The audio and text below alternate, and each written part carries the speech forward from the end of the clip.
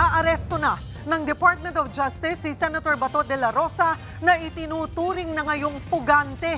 Nagpabala rin ang DOJ na mananagot sa batas ang mga hahadlang na maipatupad ang warrant of arrest ng ICC.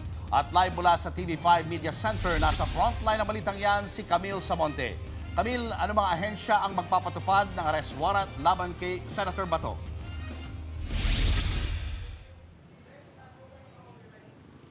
Julius, Cheryl, inatasan na ng Department of Justice ang NBI at PNP na ipatupad na ang arrest warrant ng International Criminal Court laban kay Senator Ronald Bato de la Rosa. Giit ng DOJ, dapat nang arestuhin si Senator Bato para harapin ang kasong crimes against humanity sa ICC kaugnay ng mga pagpatay sa war on drugs. Maituturing ng pugante o fugitive from justice si Senator Ronald Bato de la Rosa. Mismong Department of Justice na ang nagsabi niyan. Ayon kay Acting Justice Secretary Frederick Vida, enforceable o pwede nang ipatupad ang ICC arrest warrant laban sa senador dahil walang utos ang Korte Suprema na nagbabawal rito. Kasunod ito ng pagbasura ng SC sa Temporary Restraining Order o TRO petition ni Senator Bato. Dahil dyan, inatasan na ni Vida ang lahat ng law enforcement agencies, bilang ang NBI at PNP na arestuhin ang senador. Isa si De La Rosa sa pinangalanan ng ICC na kasabwat ni dating Pangulong Rodrigo Duterte sa kasong crimes against humanity kaugnay sa war on drugs. Tumanggi si Vida na magbigay ng detalye kung agad bang dadalhin si De La Rosa sa dahig sa the Netherlands oras na maaresto siya. Basta't prioridad daw ngayon ang pagdakip sa senador. Senator Bato is fugitive from justice. And he should be brought to the ICC to face the charges before him. These are operational matters that I cannot discuss so that we don't defeat the purpose of the arrest, which is the ultimate objective is to bring him to the ICC. Nagbabala rin si Vida sa mga individual na magtatangkang tumulong kay De La Rosa para makatakas sa kabila ng valid na ICC arrest warrant. Those who might be aiding or abetting or helping Senator Bato evade, there are consequences. Hindi lamang po sa mata ng batas ng Pilipinas, pati rin po sa batas ng ICC.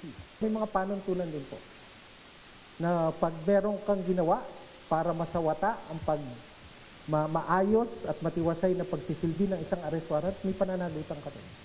Nauna nang sinabi ng mga abogado ni De La Rosa na maghahain pa sila ng motion for reconsideration sa SC. Iginiit din nila na hindi pa pinal ang desisyon ng SC dahil hindi pa nare-resolba ang merito ng kaso sa kanilang main petition na kumekwestiyon sa pakikipagtulungan ng gobyerno sa ICC.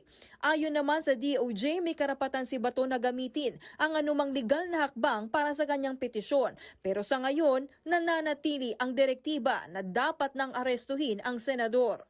There's no TRO or any interim order from the Supreme Court. Fourth, the arrest warrant is now enforceable. So it will be enforced and it will be served. Ganyan din ang pahayag ng Office of the Solicitor General. Dagdag pa ng OSG, mahalaga ang kasong ito dahil sinusubok nito ang tunay na paninindigan ng bansa sa hustisya at pananagutan kaugnay sa mga aligasyon ng crimes against humanity laban kay De La Rosa. Inaabangan pa rin ng OSG ang buong desisyon ng Korte Suprema sa iba pang issue sa petisyon. Sa isang Facebook post naman, iginiit ang abogado ni De La Rosa na si Attorney Jimmy Bondoc na wala pang malinaw na batas sa mga foreign warrant. Binuweltahan din nito ang mga kumekwestiyon sa pahayag niyang pwede niyang isilbi ang warrant of arrest sa kanyang kliyente. Bakit daw si dating Senator Antonio Trillanes IV ay pinapayagan na maghain ng warrant pero siya na isang abogado ay hindi?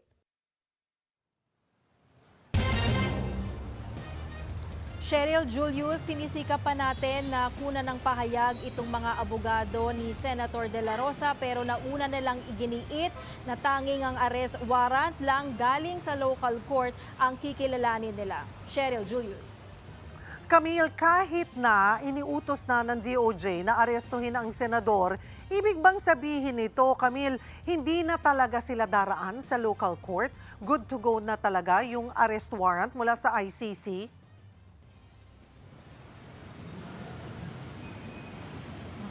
Alam mo, Cheryl, tinanong nga natin yan kay Secretary Vida no, sa magiging proseso yung pag-i-implement ng warrant. Hindi siya nagbigay ng detalye kasi ang sabi niya, ang directive is dapat maaresto na si Senator Bato. Pero Cheryl, kung babalikan nga natin yung naging posisyon ng gobyerno at base na rin dun sa naging komento ng Office of the Solicitor General under RA 9851, hindi na kailangan ng arrest warrant mula sa local court dahil valid na nga itong ICC warrant. Cheryl.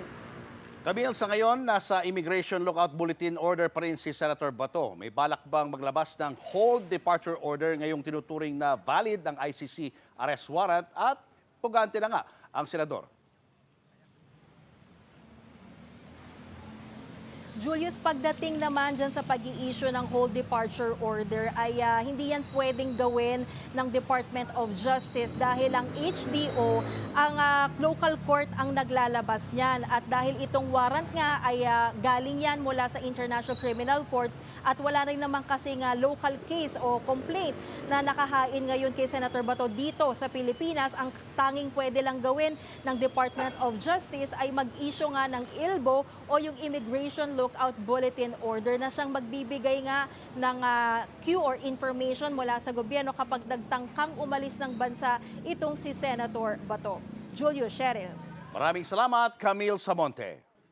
Mga kapatid, Julius Babaw po. Para sa komprehensibo at makabuluhang balitaan at talakayan, mag-follow at mag-subscribe na sa social media pages ng News 5.